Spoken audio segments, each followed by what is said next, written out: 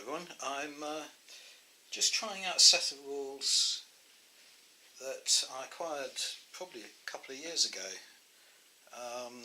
and they're called Soldiers of God, and they're written by Warwick Kinraid, who is fairly well known. I think he wrote Battle Group. He's written some of the supplements for Bolt Action as well, and as I say, I've had these rules a while, and this is the first time I've ever played them. Some of the reasons for that being that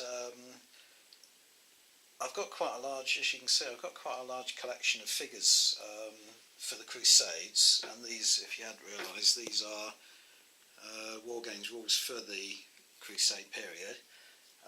But the vast majority of them I purchased pre-painted because I wanted to get into Crescent and Cross in a hurry. I purchased most of these on eBay pre-painted, so all these ones are Fireforge. Not sure what those are there, but I bought those as an Arab army. Same with those mounted Arabs there. Back to Fireforge for the mounted knights there on this side. But some of them are my own work. These figures here are Steve Barber Mongols, which are doubling up as tribal horsemen in this game. I've got some hat plastic miniatures there that I purchased from the Bring and Buy and stripped the paint off and painted them again. Some Gripping Beast archers there, some Perry figures behind them that I painted, and these Perry horse archers here I painted myself, but most of it isn't my own work, and also, as you can see, all the figures are individually based because I was trying to get into Crescent and Cross. And this set of rules, you're playing with stands of figures, so I've put them on movement trays, which are actually definitely larger than the rules require, but it doesn't matter as long as you've got the standard basing system for both sides. It doesn't matter, but it does make the unit somewhat large, especially if you're only playing on a 6x4 table, as I am. Really what you want is something like the basing system you'd use for Hail Caesar, so just 2 figures on a base rather than 3, but I've had to use what I've got really, just to give the rules a try. And what I was intending to do was play through a game, learn the rules, and then give you a little assessment, but I'm only on to the second turn of my sort of trial game, and I have to say I am really enjoying it, and I think I'm picking the rules up fast enough to sort of like go straight into it and give you an idea of what the game's about. So here we go. Right, you can play on any table size. It's got recommendations for the measurement units depending on the size of table you're using and the scale. But basically measurement units are described as paces, so a pace could be an inch, it could be a centimetre, whatever suits the size of table that you're playing on. So I'm playing with 28mm figures on a 6x4 table, and it recommends using 1 inch as a pace, so that's what I'm doing. You can play either large battles or small. This is a small scale battle in that it's just over 150 points per side. I think you can see that the table's fairly well crowded, so I wouldn't recommend going to a large battle on a 6x4 table. The terrain is mainly intended to be desert terrain in this game, so I've got my desert mat out, and you can lay down terrain according to a terrain generator, or just do it as you and your opponent choose to play. So what I've done is I've put a kind of winding sort of wadi that goes from one end of the table to the other, and I'm just calling that difficult ground. So it's just to make the playing surface something else other than a flat tabletop. And then in each corner I've got two areas of rocky terrain, one there and one there. Now the rules are that the rules are fairly simple, straightforward. Basically, formations are only one stand deep, so you never have two stands behind another. You can have a unit can be either 1, 2, 3 or 4 stands, and they're always side by side like that. If you have them with the gaps between the stands, that means they're in open order. If you have them without gaps, such as there, that means they're in closed order. If you're crossing difficult terrain, you can't do so in closed order. So, for instance, this formation here of men at arms has gaps between the bases to represent the fact they're in open order, and that allows them to go across that difficult terrain. Light troops, such as these armed pilgrims over here, once they're in open order, are immediately termed skirmishers, and only skirmishers can go into rocky terrain, not difficult terrain, but rocky terrain. So these levy over here are partially in the rocky terrain, and that's all right because they're light infantry and they're in open order. Right, I'm going to jump around a bit here, but there are 3 types of battle that you can play. One is just the sort of open, let's find out how they describe it.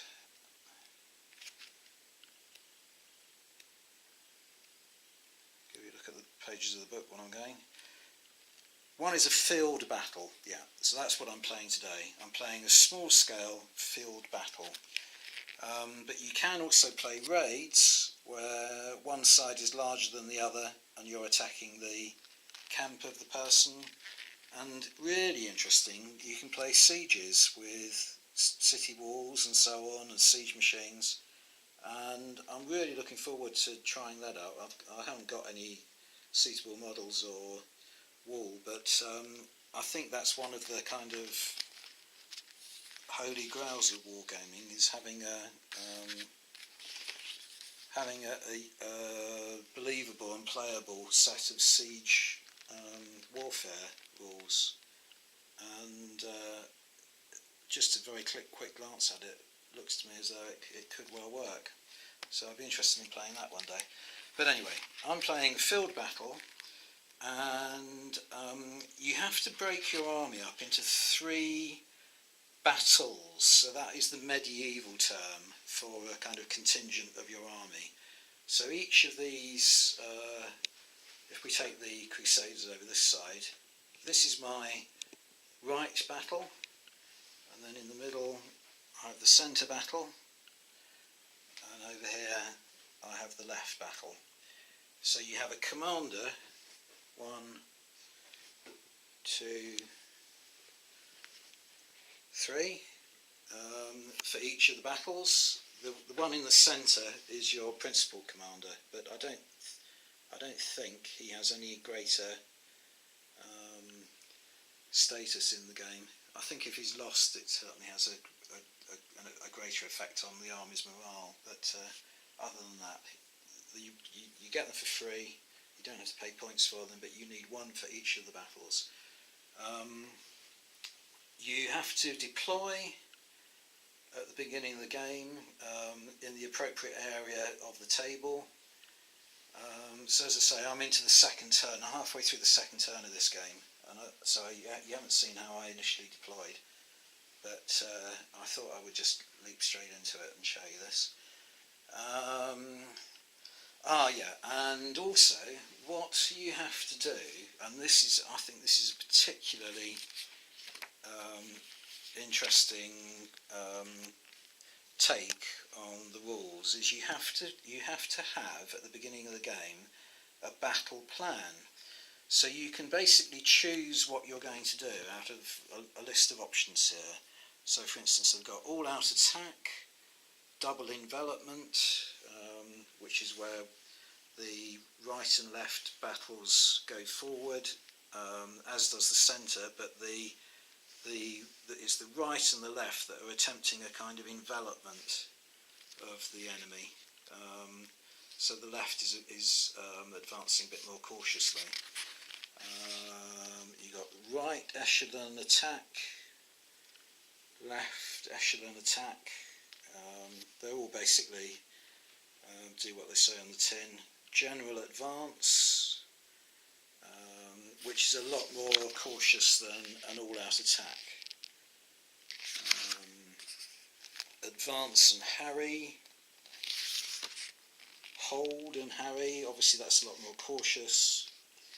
And you've got another one there, hold the line, which is the most defensive of all.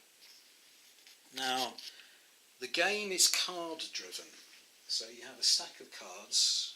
Here's my pile that I'm drawing from at the moment. And for each plan, there is a different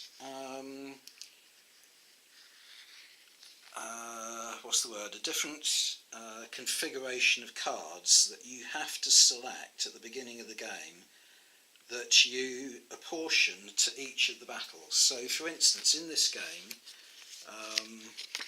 my Crusader army chose to go for an all-out attack. So you allocate at the beginning of the game to the left battle a card that says march, to the centre one that says charge, and to the right another one that says march. Okay, so that's what these cards are here. This is the centre one. Oh, hang on, beg your pardon. Got that wrong.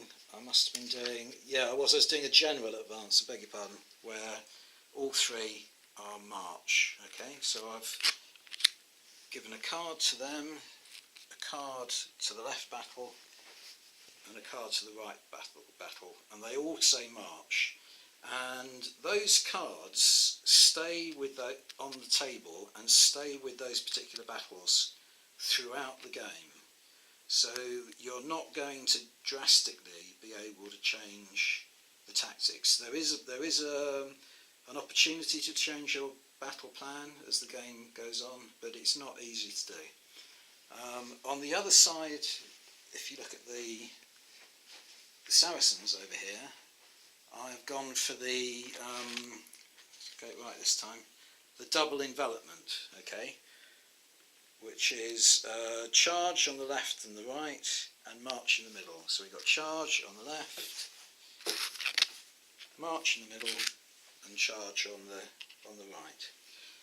Now you play, that's 3 of the cards, but you actually play with 7 cards in your hand per turn. So you deal from the pack at random 4 additional cards to each side, and because I'm not halfway, I'm partially through the second turn. I've only got, say for the Crusaders over here, I've only got 3 of those cards left. Now the cards add a huge amount of complexity and variation to the game, because they have a number of playable factors on them.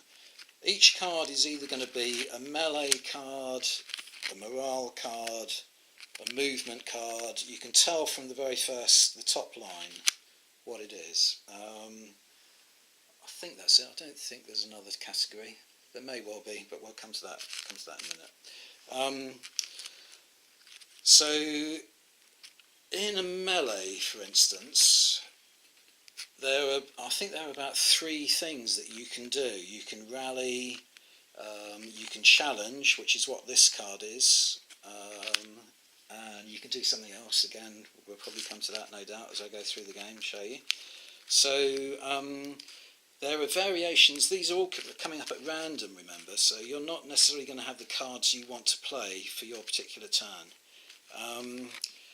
On top of that, you also have sometimes on the cards, you have, or not sometimes, always, you have a particular tactic. So this one here has got Holy Relic. So a Crusade command stand is carrying a minor holy relic of the Christian faith, which is the big toe of St. Felnius of Nicaea, to inspire faith in his men.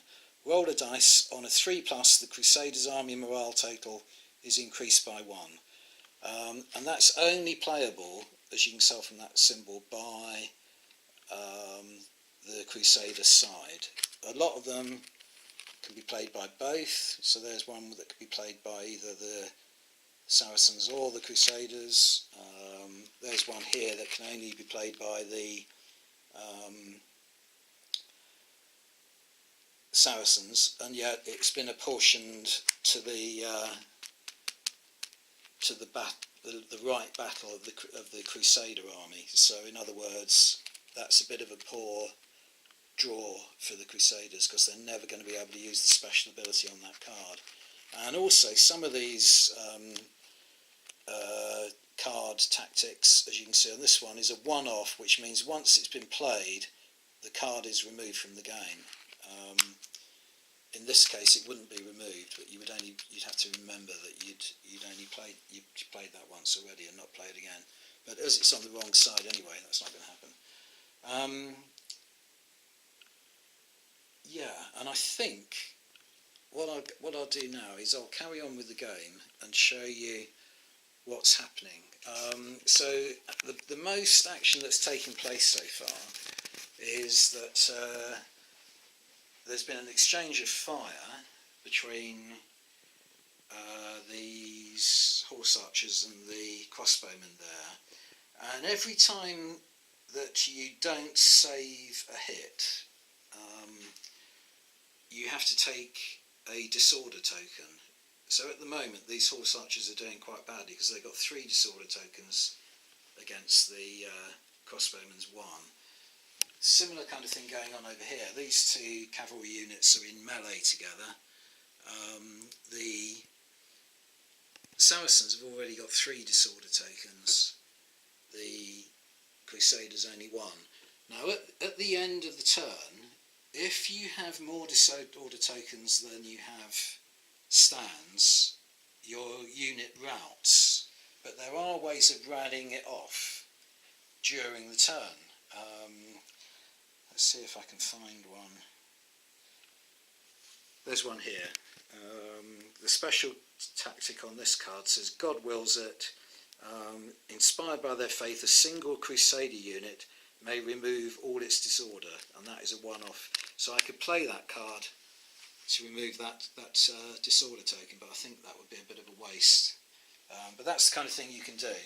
And you can play a card on, you can activate in one turn a unit sort of multiple times. So you could sort of concentrate all your attention on, say, that melee going on in the middle of the table, and ignore much else of what's going on. The one thing stopping you from doing that entirely, of course, is that you have to play the specific cards allocated to the specific battles on this side here, and respectively with that card and that card. When you've played each of the 4 cards that have been dealt to you randomly, these go into a discard pile. The cards that are allocated to the battle plan stay on the table, so when I play that, I'll just turn it over, like I have with that one, to represent the fact that it's been played. Right, so I'm going to carry on with the game now and show you how it goes, sort of step by step. Okay, so it's the Crusaders' turn to play, and as things are going well for them in the middle of the table here with these knights versus the Gulam, I'm going to play this card here, which is a challenge. So it's a melee card, so I can play it in melee, and it's a challenge. And what you do is you roll, because they're mounted, you roll 2d6 per side, and what's happened is that the Crusaders champion has called out the Saracen champion, and they're going to have a sort of individual fight in front of the troops. So I'm going to roll 2d6 per side. So blue is Crusader, red is Saracen. And there's no modifiers or anything like that.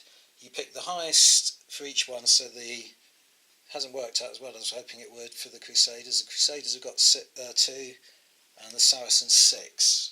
So that means that the challenge, the bout of fighting between the two champions, was won by the Saracen champion, and the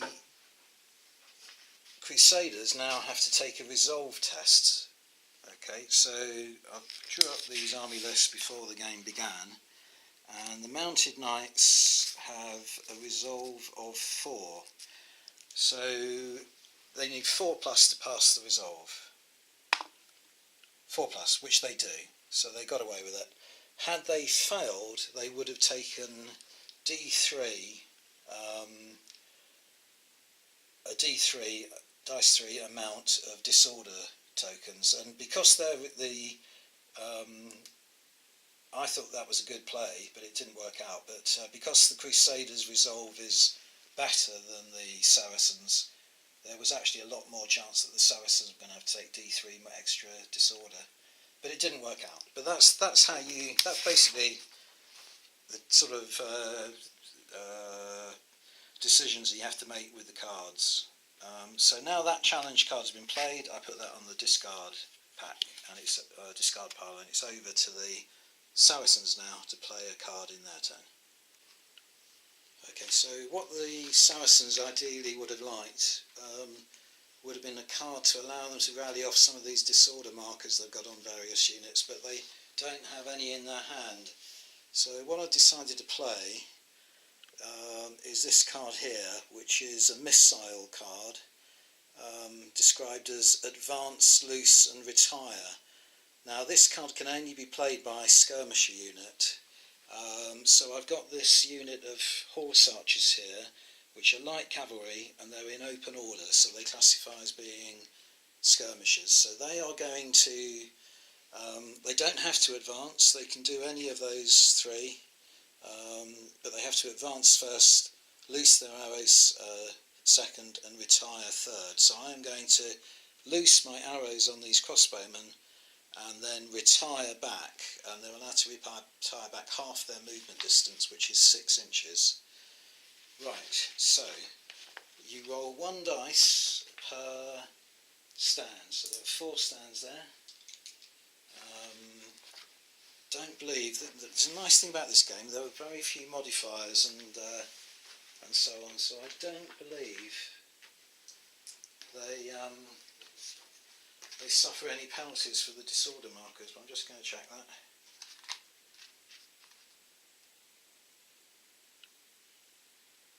Yeah, the only missile modifier that you can get is if the target unit is in cover, such as the rocky ground, and they're not.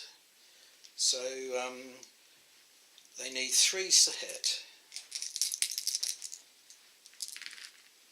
and they've scored 3 hits. So the Crusaders now have to roll 3 resolve dice, and the crossbowmen have a resolve of 5+. So to save the hits, they need to roll 5+. And they do, they rolled a 6, a 5 and a 1, so they get 1 disorder marker. And it's really is that simple.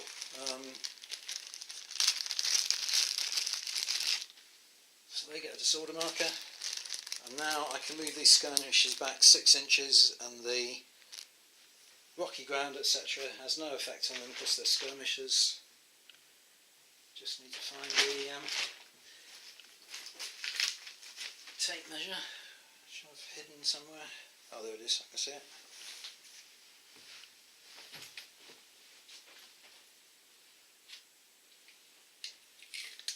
So these guys, they don't have to take the whole movement, but they're going to be just in front of, well, there's Levy there.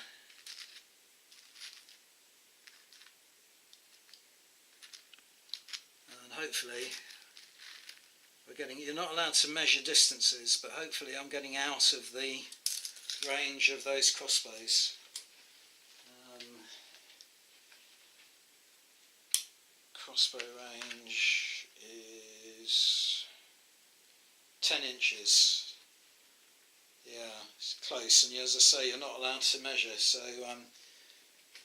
they'd be taking a risk if they were to fire their crossbows later in the turn. And another nice thing I like about these rules as well, there are lots of things in it.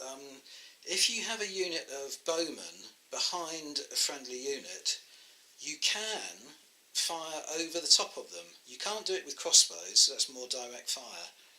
But bows have an arcing fire, so that's something you don't come across in rules very often. Being able to fire over an intervening friendly unit, or even an intervening enemy unit. Anyway, over to the Crusaders now for their turn. Right, the Crusaders have decided to play the special ability on this card here, which is called Deserters. So you can tell from the symbol that it can be played by either side, so that's fine.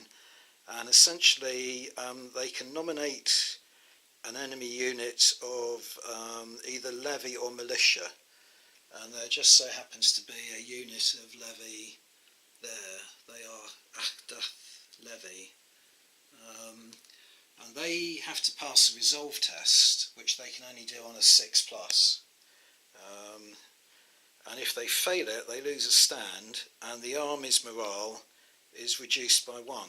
So I'm just basically going to roll a dice for them, and they require a 6+ or a stand comes off the table. And they only get a 3. Okay, so they're down to 2 stands, and also it mentioned that the army morale, so on the Saracen army list, basically each unit has a morale value, and you top them up and it gives you the total army value. So the Saracens began on 12, so I've just reduced them down to 11 now. When it gets down to 9, you can surrender, make terms with the enemy. You can carry on fighting to the bitter end, but when it gets below 9, and the other crucial thing is that at the beginning of the game, the player with initiative is the one who chose the most aggressive battle plan, which was the Saracens.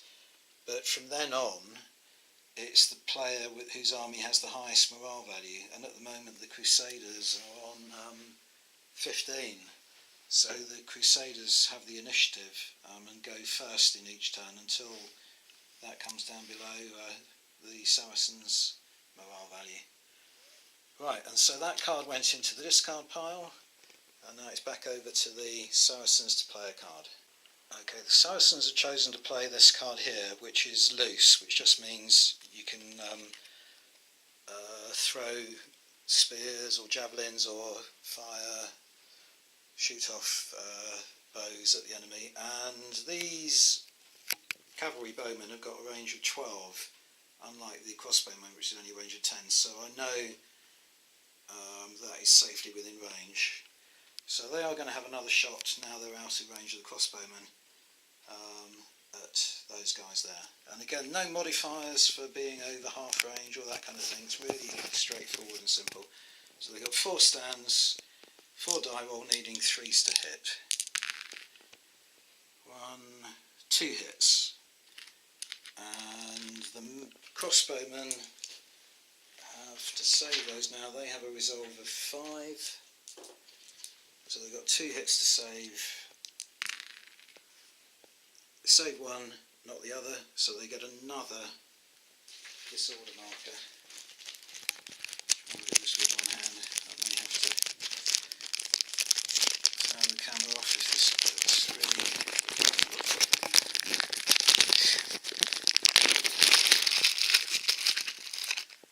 Right, there we go. 1 more disorder. Okay, so Crusaders' turn, and they haven't played the card that's assigned to this particular battle over here. I should have made it clear, I didn't earlier, that when you play a card, whether it's been pre-assigned to the battle or whether it's one of the random cards, you have to state which battle you're playing it on, and then all the units that are eligible can act on the card. So if I were to play this one, I'm going to use the March which is the straightforward movement. It can apply to all three of these units, or two of them or one of them. So I'm just going to move these two rear units forward a little bit, and then turn that card over to show that I've played it. Okay, so they're both men-at-arms in open order. So they're medium infantry in open order, means they can move 6 inches, and they're both still going to end up on difficult terrain. So as they are not skirmishers, it means they get a disorder marker. So there's no reduction in movement, as a lot of rules would operate, but instead you give each unit a disorder marker. So put one there.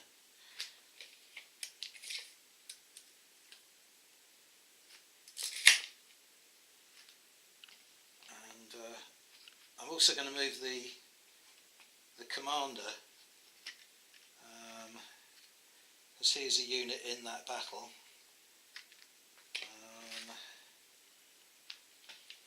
So he counts as a skirmisher, so, and is what is he? Medium cavalry he counts as. So medium cavalry in open order can move 9 inches, and because he's a skirmisher he won't. So I'm going to move him over to about there. I'll turn that card over, so it's back to the Saracens' turn now. Right, so the Saracens are down to 3 cards they've still got to play. This is the one that was dealt randomly, which allows a skirmisher unit to move. That's the generic one. It's also got this ability called Flank Riders that is also on this one over here for this battle, Flank Riders. But I'm not particularly, I've read through this and I'm not particularly keen on doing this yet, but I may well do as the game progresses. But anyway, I've got 3 cards that I can still play. One is with this unit here, which is Charge, and I don't want to charge with any of these units yet. I've got a Skirmisher move that I can assign to any battle, and I've got another one over here, which is another Charge, and again I don't want to charge with any of these units. So you can pass up on the use of a card, and I've just noticed this section here, pass and discard. Instead of playing an action card for its action or special event, a player can choose to pass and discard it without either being invoked. If a card is discarded, then any of the player's units anywhere on the table can automatically reduce its disorder by 1 point. That's quite handy to know. And it also says a battle plan card can also be used for pass and discard, but it isn't discarded, it still remains with the battle and can be used again as a normal next turn. It just wasn't used this turn. The pass and discard still allows any units to reduce its disorder by 1. Note, this unit does not have to be in the card's battle. So in other words, I can turn this over to say that I passed on it, and choose a unit from another battle and take a disorder off. So I'm going to do that instead. So back over to the Crusaders. Right, so having just discovered that rule, I'm going to pass and discard on that card there and take a disorder off of these crossbowmen here. Back to the Saracens. So the same again over here. I'm going to pass and discard with that card, and this time I think I'm going to take off one of these. So there's 3 on that unit there. So the archers are now down to 2 disorder markers. And then what I've already decided to do over here is that I'm onto my last playable card, which is one of the ones that's been dealt, one of the original 4 that were dealt to the Crusaders, and this one has a Crusader only option, so it's quite valuable to the Crusaders to keep this, and you are allowed to hold back 1 card.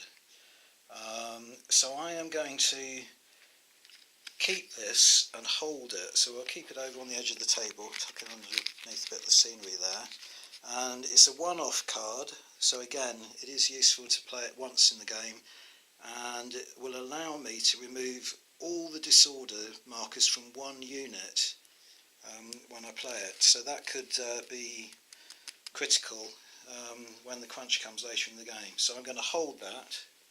So that is the end of the Crusaders' turn. So now we're down to one card to play over here, and for this one it's a skirmisher movement card, so I'm going to use it to move one of my commanders, I think, because they count as skirmishers. So I think I'm going to move this guy up a little bit in that direction, so I'm going to check his movement distance and then move him appropriately. Right, there we go. He's ended up in difficult terrain, but because he counts as skirmisher he doesn't get a disorder marker. So this card now can be discarded, and that is the end of the turn because all the cards have been played in one way or another. So this is now the end phase, where you look to see if there are any units that have the same number of disorder markers as they do stands, and they don't. And bear in mind that it does look as though it's difficult to get to a point where you break these units, but you can have units of only one stand. You don't have to have. I've got quite a lot of big units here. So, for instance, that would affect a 2-stand unit. So obviously the bigger units are a little bit more resilient, but there are some smaller units here, such as a 2-stand unit there. But anyway, that's the end of that turn, with nothing else to be done. There's no units have equal to or more than disorder markers than they do have stands. Okay. So what I'll do, I won't show you the entire game, but I'll just sort of skip now from one point to another, but just to show you what happens. It's the start of the next turn, so we turn back over the 3 cards on each side, which were the cards assigned specifically to the battles.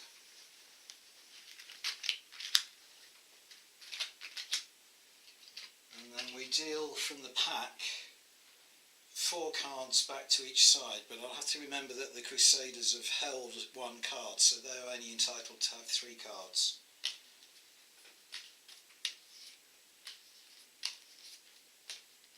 Right, there we go.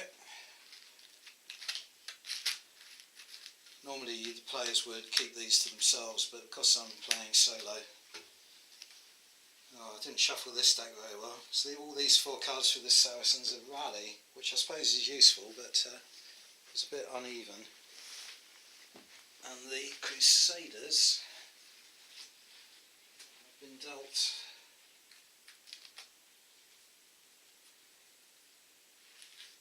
more of an even mix. They've got a melee, a missile, a move, and they held on to a morale, so they got 1 of each of the 4 categories. Right, and because they've got a higher morale on the Crusaders side, the Crusaders will get to go first. So I'm going to carry on playing and then just show you various instances they happen, rather than the entire battle. Otherwise the video is going to be hours long, one of my usual epic.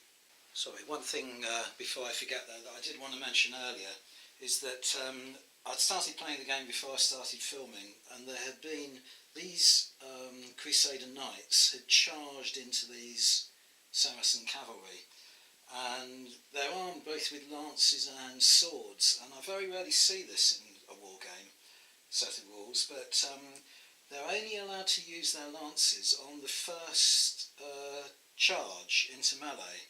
And after that it's assumed that the lances have splintered and broken, and for the rest of the game they're now obliged to use their swords.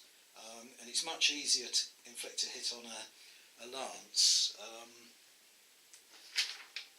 They only need 2 pluses on the lance but 3 pluses on the swords, and I like that rule. And also another thing that they did, which again you rarely see in a set of rules, is that in order to make the distance to get there, because they move quite a slow pace being heavy cavalry, they galloped, and you're only allowed to gallop once in a turn. It doesn't have to be the first contact, but they did.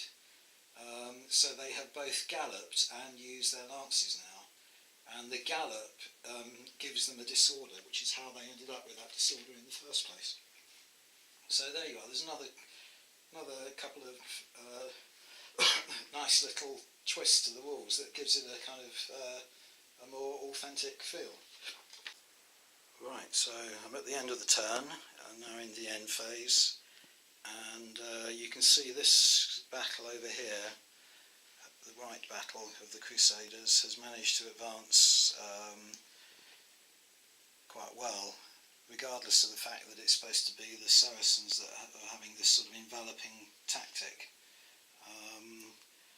The melee in the middle of the table between the knights and the Gulam carries on. Both sides have got 2 disorder markers apiece. Both sides have chosen to hold 1 card back, which has the same special ability on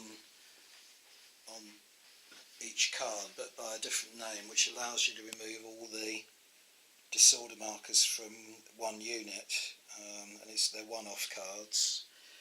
And you'll notice there's a bit of a gap here now. This is where the tribal horsemen were, and they've played an ability which has allowed them to leave the table, and in the end phase they get 3 consecutive end phases where they have the opportunity to pass their resolve test and come back on the enemy's side of the table in a sort of flank attack, and they've just failed to pass their resolve test. Unfortunately it's 6, so they can have another 2 rolls where they can try and roll 6 and I'm going to bring them on here in the rear of the enemy, but I'm beginning to realise that it might not be as easy as it sounded.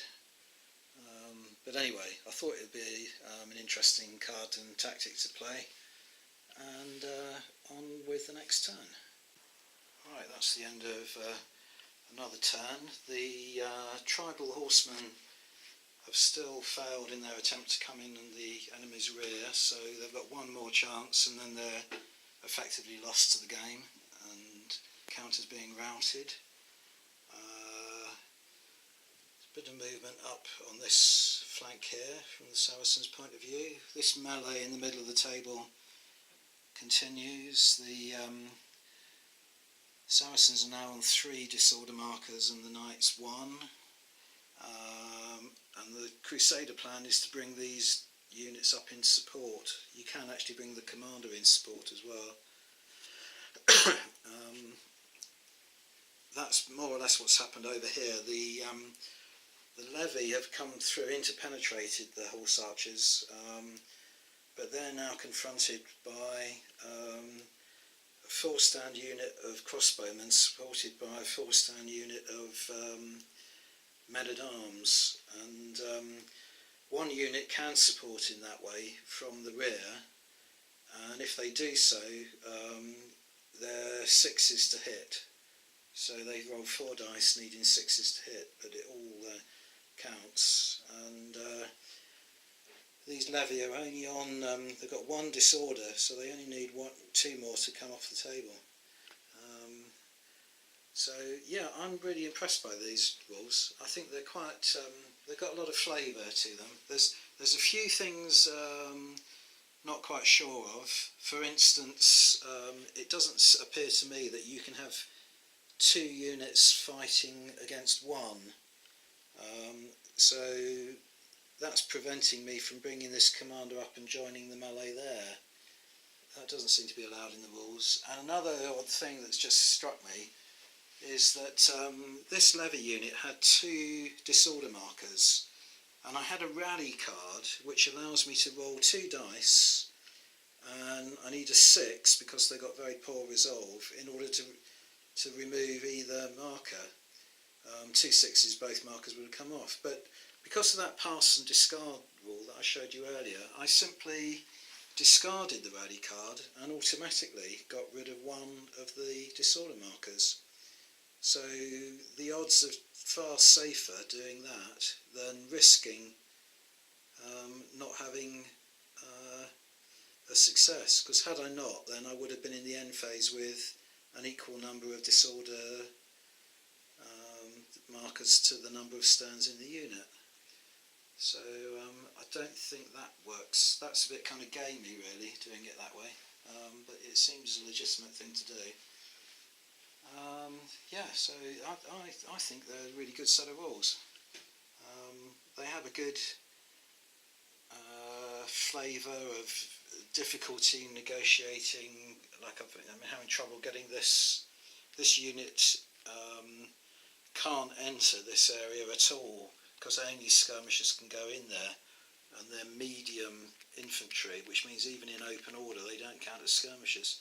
So I'm having to slowly kind of move them obliquely around and so on. That all seems quite relevant. But there are a few things like that business there with the melee and that where it does become a little bit not sure what the word is, sort of mechanistic. But they're only minor things. I think the actual flavour of the rules, all these little separate little incidents that can happen, inflicting weird problems on the enemy and things like that. There are all sorts of things that haven't cropped up yet. But I think it all adds a lot of flavour to the game. Anyway, on with the next turn. Sorry, another thing that happened in that turn that I like as well.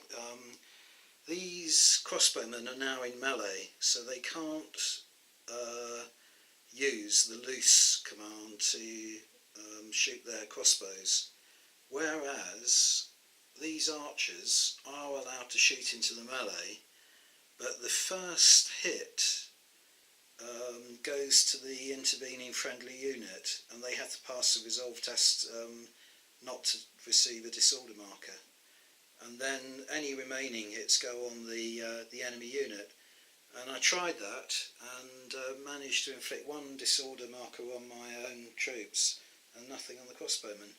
But I think it's good that you are allowed to fire into melee, and in a very simple way, nothing too complicated to work out. So I liked that as well. Right, end of the turn, and last opportunity for these tribal horsemen to get back on the table, and they did it. They rolled a 6, so they're allowed to come in on the enemy's table edge as long as it's not within 6 inches of an enemy unit, which it isn't. So they're threatening the rear of this unit here now, which is rather good fun. And a couple of things I'm finding is that this unit, I think, is going to have to manoeuvre to turn around now, and the manoeuvre cards are quite rare. Because, for instance, I made a big mistake on deployment here, in that these two units I deployed in close order, and they're allowed to cross this difficult terrain, but only in open order. And changing from close to open order is a manoeuvre, and they just haven't got any manoeuvre cards yet. I think we're on to turn 4, turn 5. So they're stuck there, and these guys here are my elite infantry, and they're not in the battle at all. I've managed to move the commander up in support of this melee, and at the moment 2 disorder markers on the Saracens, none at all on the Knights. So it seems if you've got a big unit of 4 stands, it's really difficult to get them over 4 disorder markers in any one turn, because there are lots of ways of taking the disorder off. So this melee has been going on the entire battle, and there still doesn't seem to be any resolution to it.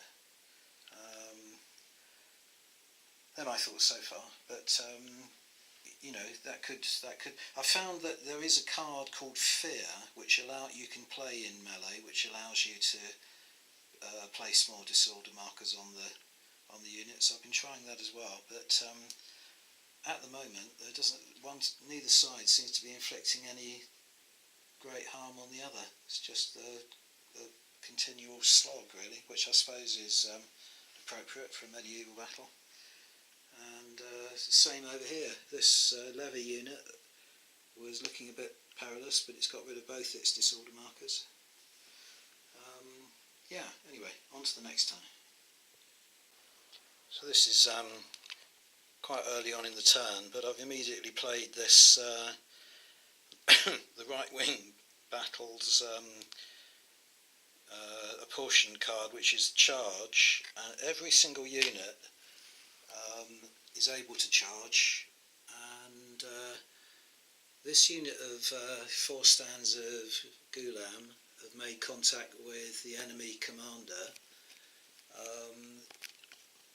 This commander is in skirmish order, so he's allowed to enter the rocky terrain, and he's made contact with the armed pilgrims, and most importantly of all, the tribal horsemen who've come back on the table have immediately been able to contact the rear of these men-at-arms. So I've got 3 melees to fight there, so I'll let you know the outcome of those in a moment.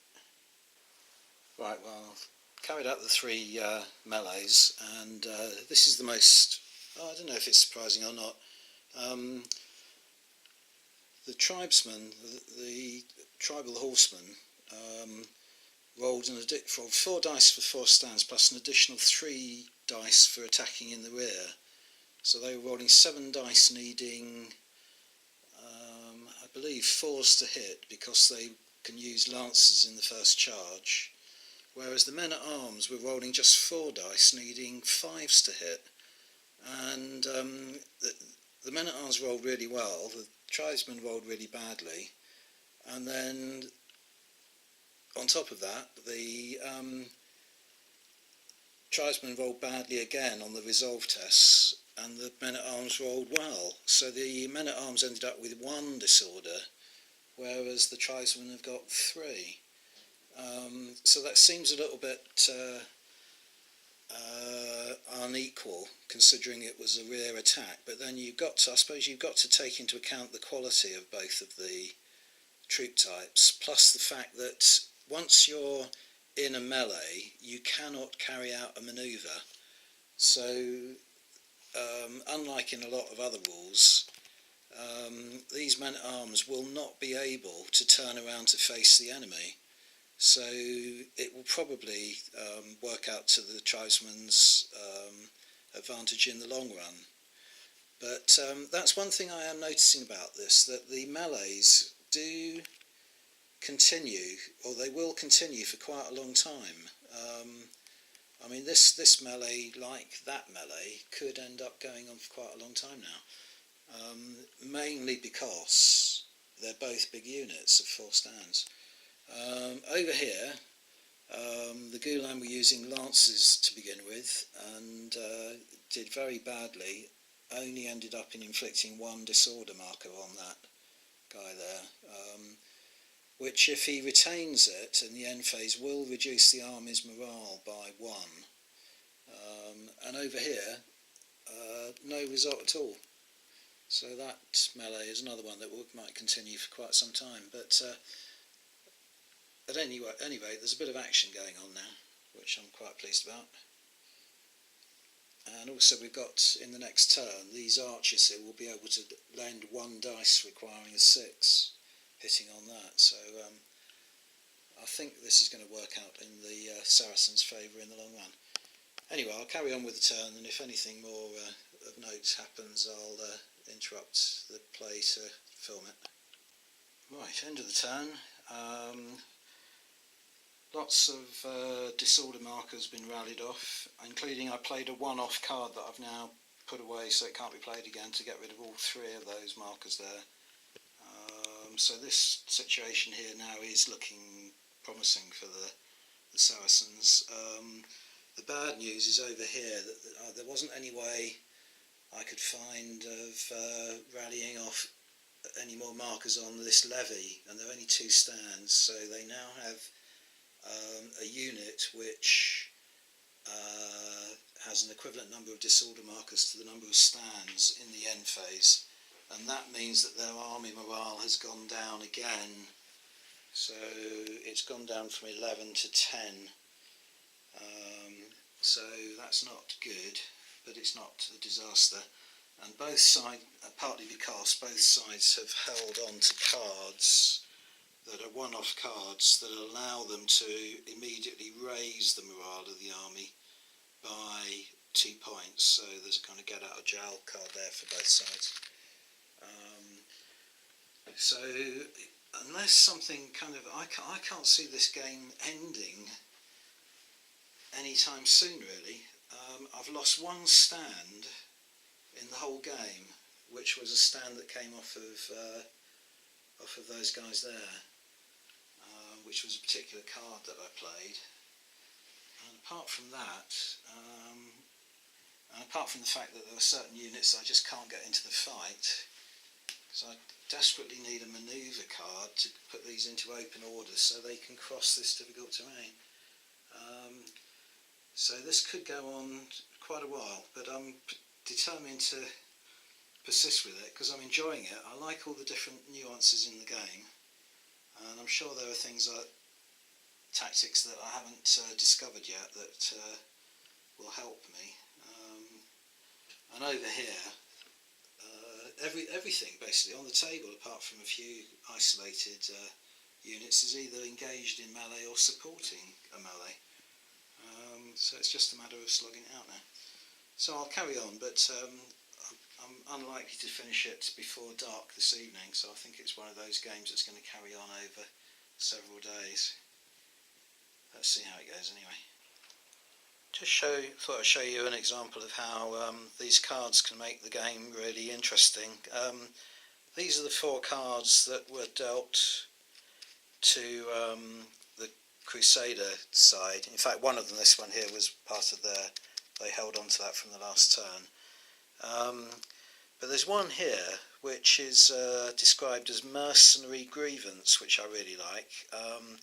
That basically you can play it on one battle on the enemy's side, and any mercenary units, and there is a whole lot of allies and mercenaries in the army list, then refuse to do anything until their grievances have been answered, been dealt with. Unfortunately, they will continue fighting in melee if they're already engaged, and from the Crusaders' point of view, it would have been nice, because these guys are allies and mercenaries, it would have been nice to stop them doing anything before they managed to charge into the rear of these guys here.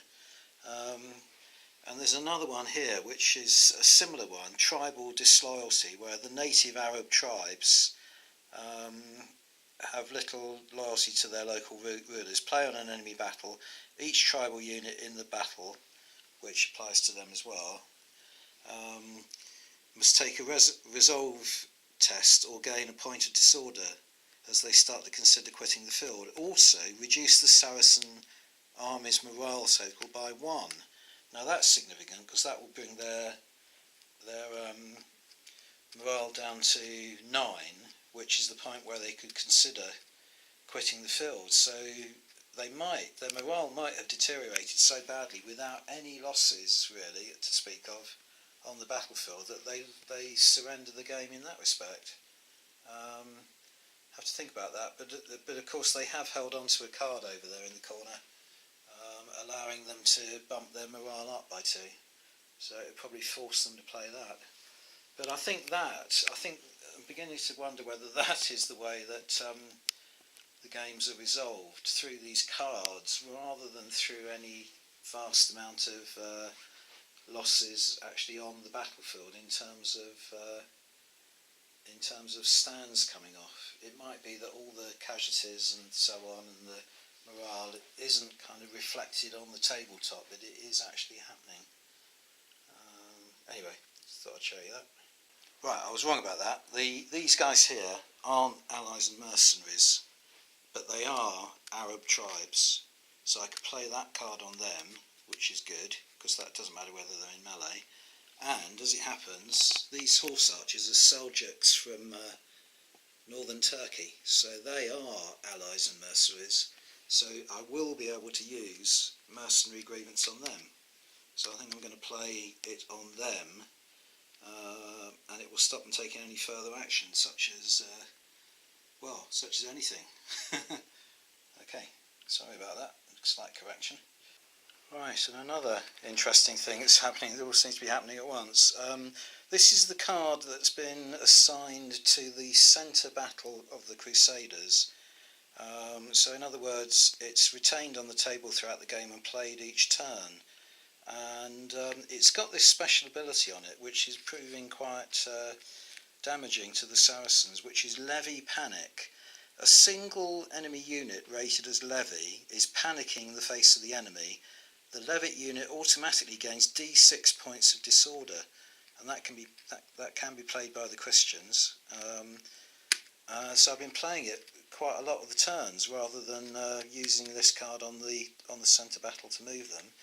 And I've just managed to inflict 5.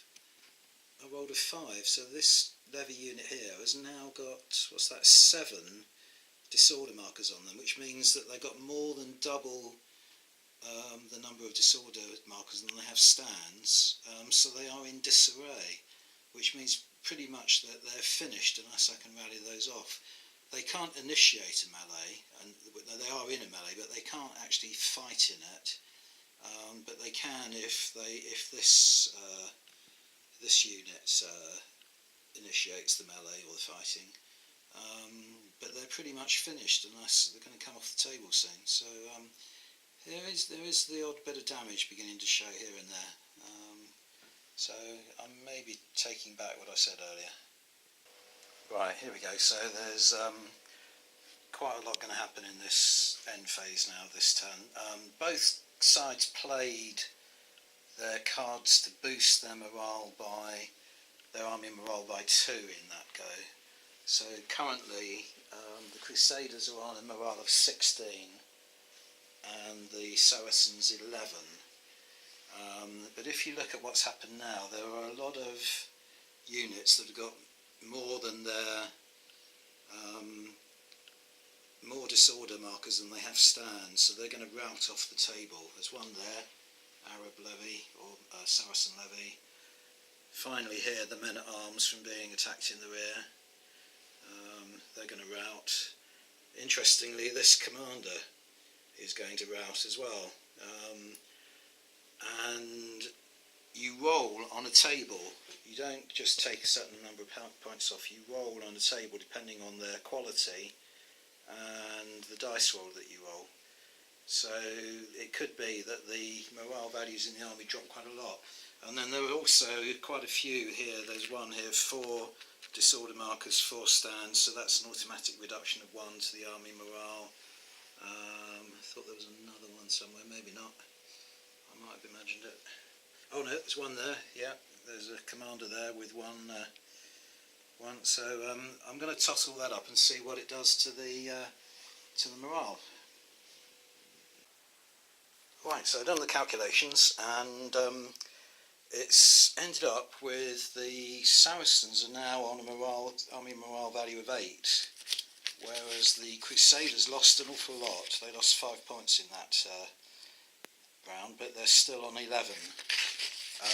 So that does mean that when you fall below 9, it is a sort of reasonable time to end the game, and for the player who's fallen below 9 to ask for terms. So as I'm just trying to learn the rules at the moment and not play a massively long game or anything, I think I will call it a day at that and say that was a Crusader victory.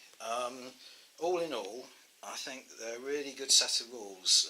As I say, that's just a simple, small field battle, but there are an awful lot of other types of game you can play in this. And the one that I've really got my eye on for the future is the siege warfare, which looks really interesting. But as I say, that will take me quite a long time to acquire all the siege engines and the walls and so on. But anyway, on the subject of the field battle, yeah, I do think I like card-driven games, but a lot of the disorder points that were placed on these units came from playing abilities on the cards, rather than from any particular fighting ability of the units that they were in that were in melee together, if you see what I mean. So a lot of it is kind of narrative driven, if that makes sense, rather than actually the narrative emerging from the mechanics of the rules, which is okay. That's fine. It's a bit like role playing with a kind of limited number of options available to you, and I enjoyed it, and I think I will. I'm considering even rebasing these so that I've got them on more appropriate size bases, so that the game fits onto a table of this size a little bit more conveniently. I think I may well make that project as well. Couple of the rules that I don't think are included, such as what do you do when, I think I showed you that earlier, when two units in melee aren't perfectly aligned and there's space for another unit to join at the front. That doesn't seem to be allowed for. That was my main worry. There was one other thing, but it was so kind of insignificant I've actually forgotten it now. There's nothing that you can't work around with your opponent. Yeah, I think there's lots of scope in this game to kind of, you know, increase your knowledge of the game and your understanding of the rules, and build it up into quite a fun, playable game. And it does capture the feel of the Crusade period quite well as well. Oh yeah, that was what I was going to say. Terrain really sort of mattered. When I deployed these two units here, never got into the game, barely moved, because I deployed them in closed order, and then of course they can't cross this difficult terrain unless they're in open order, and that requires a manoeuvre card, and there were very few manoeuvre cards in the deck. Whereas there was nothing to stop me deploying them in open order to begin with, and I should have done that. Had I had a better knowledge of the rules, I would have done that from the beginning. So that's probably a case in point where you learn by your mistakes. But then again, you know, I think it's nice that terrain does affect the way you play. So it's not a bad thing. And yeah, interesting set of rules. I hope you enjoyed watching that. Thanks very much for watching, and I'll see you again on the next video. Bye for now.